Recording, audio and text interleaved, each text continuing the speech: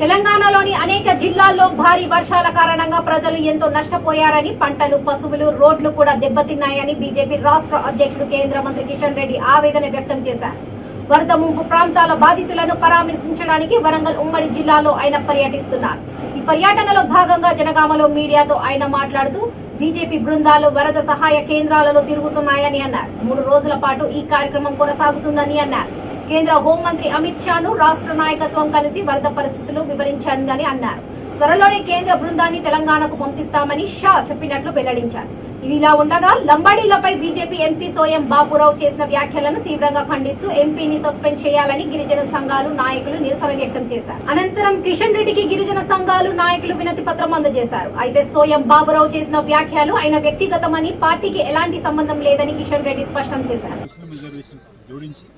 ఈరోజు ST reservation రాకుండా last 9 years ఎస్టీలకు అన్యాయం చేసినటువంటి చరిత్ర ఇక్కడ ఉన్నటువంటి కేసీఆర్ ప్రభుత్వానికి. 9 years మొత్తం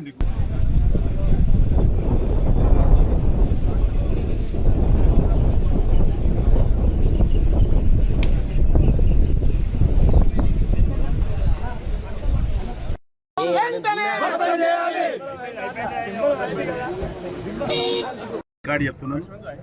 అది వ్యక్తిగత అంశం. ఆ రకంగా మాట్లాడడం అనేది తప్పు కాదు. పార్టీ ఆయనకి ఏ రకమైనటువంటి అనుమతి ఇవ్వలేదు అలా మాట్లాడమని.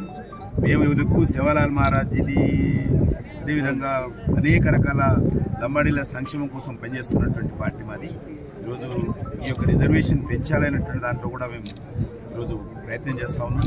ఖచ్చితంగా మా ప్రభుత్వం అధికారంలో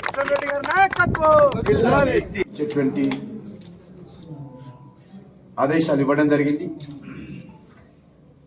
రేపు ఉదయం కేంద్ర బృందము తెలంగాణకు చేరుకొని బాధిత ప్రాంతాలలో పర్యటిస్తడం జరుగుతోంది. రాష్ట్ర ప్రభుత్వం ఇచ్చిన నివేదిక తీసుకొని ఆ తర్వాత అవసరమైతే మరొక పర్యటన కూడా వాళ్ళు చేస్తారు. కేంద్ర ప్రభుత్వమే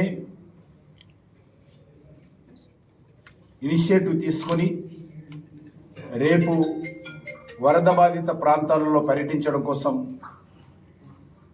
రాబోతున్నదని ఈ సందర్భంగా మనవి చేస్తా ఉన్నాను. ప్రత్యేకంగా హోమ్ మినిస్టర్ గారు కూడా ధన్యవాదాలు తెలియజేస్తున్నాను. అడిగిందే తడవుగా వెంటనే స్పందించి రావడం ఏదైతున్నదో అది కొంత ప్రజలకు ధైర్యం కలిగించేటువంటి విషయం.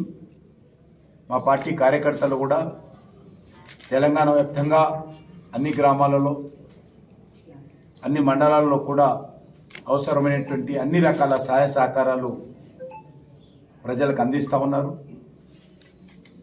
భోజన ప్యాకెట్లు కానీ ఇతరత్ర కానీ ఇచ్చేటువంటి కార్యక్రమం కొనసాగుతుందని మనం చేస్తున్నాం.